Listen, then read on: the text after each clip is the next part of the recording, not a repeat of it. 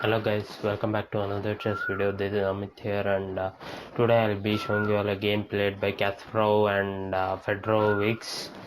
I don't know whether I have pronounced it properly, but his name is Fedorovic, I think. They had played in the World Junior Chess Championship in the year 1981, and Kasparov here was white and opened the game with d4. Kasparov was white. He played d4.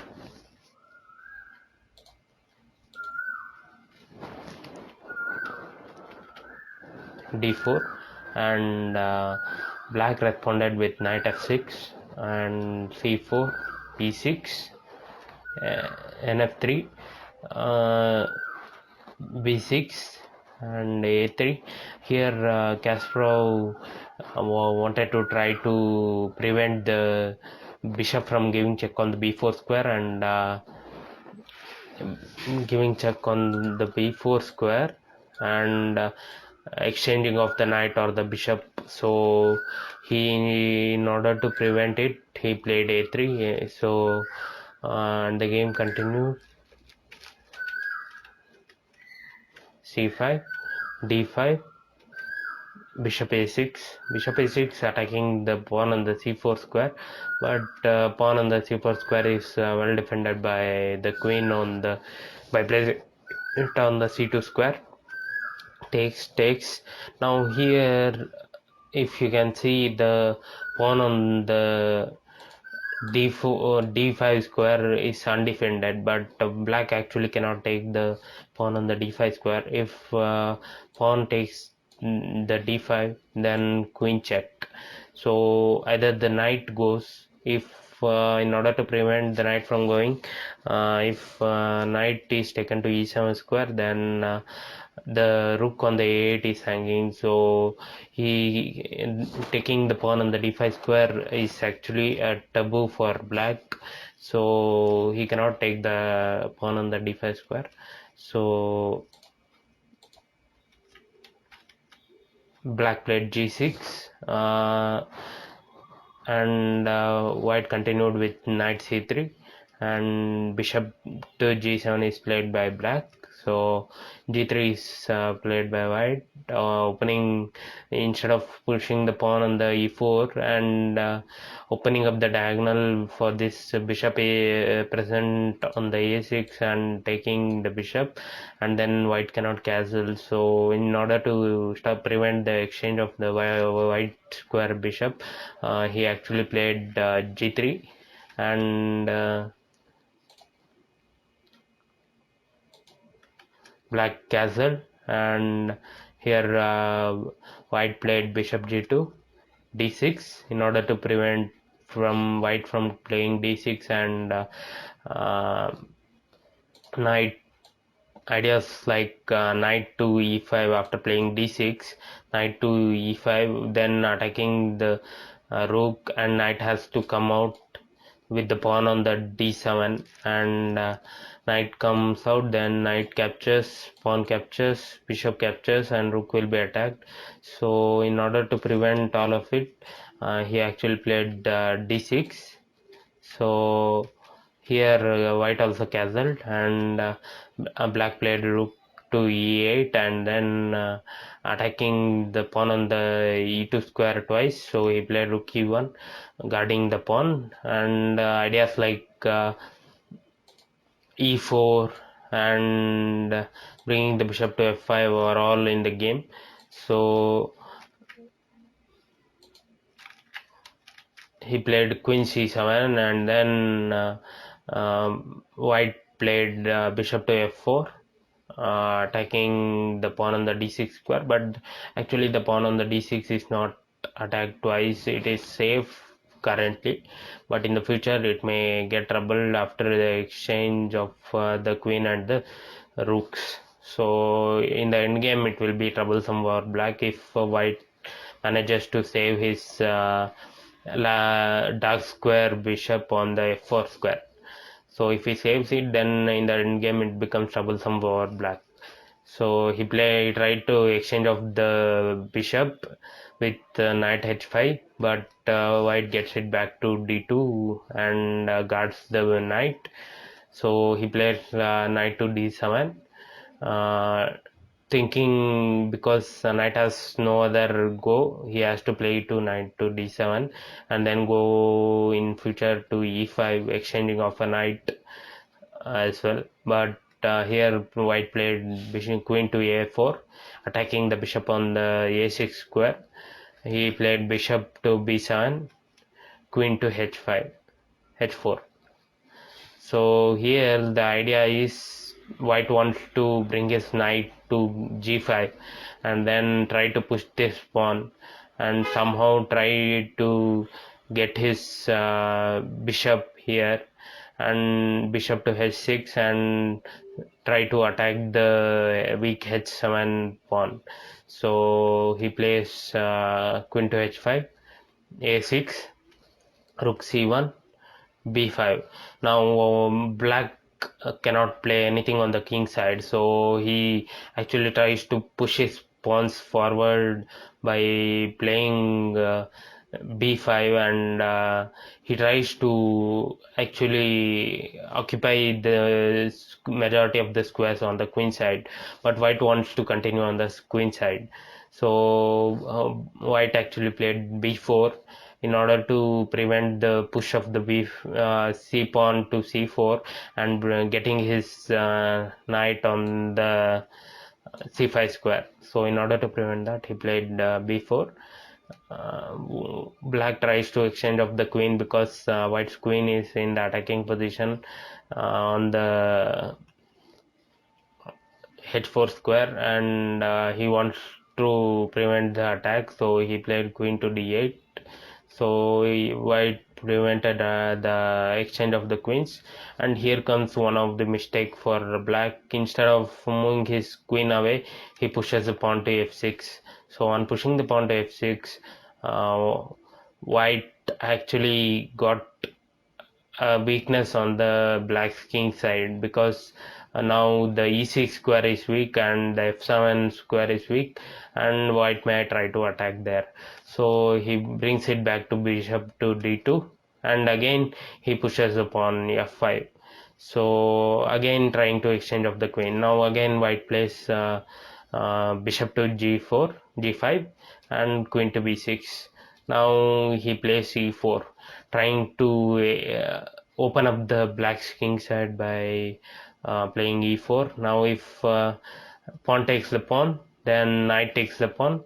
He cannot actually take off. He can actually, if pawn takes the pawn, then knight, rook or the knight can take the pawn. If rook takes the pawn, then queen.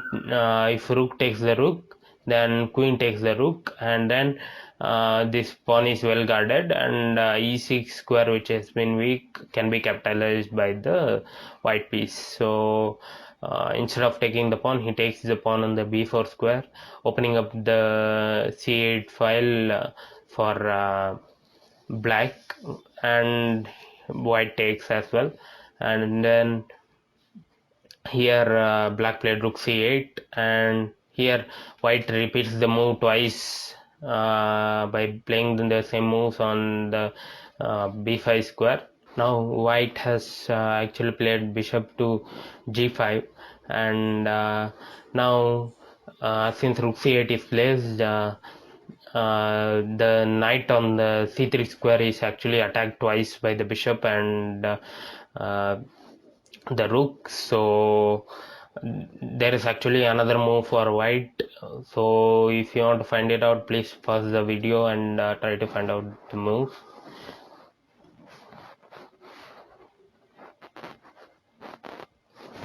Yeah, the move that white played was pawn takes the pawn on the f5 square. So now if rook takes the rook, then rook takes rook, and this knight pawn falls. But actually if black doesn't try to grab the rook and he then simply this king side weaknesses proves very costly for black.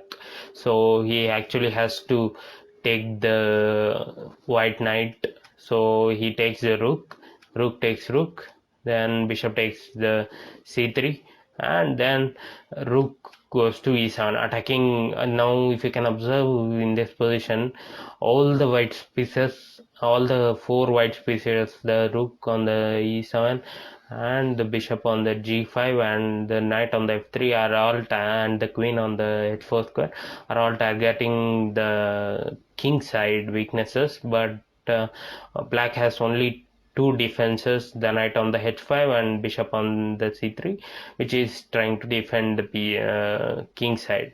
The rest of the pieces are all playing actively on the queen side, but in order to get advantage on the queen side, black has to do something about it, but there is no immediate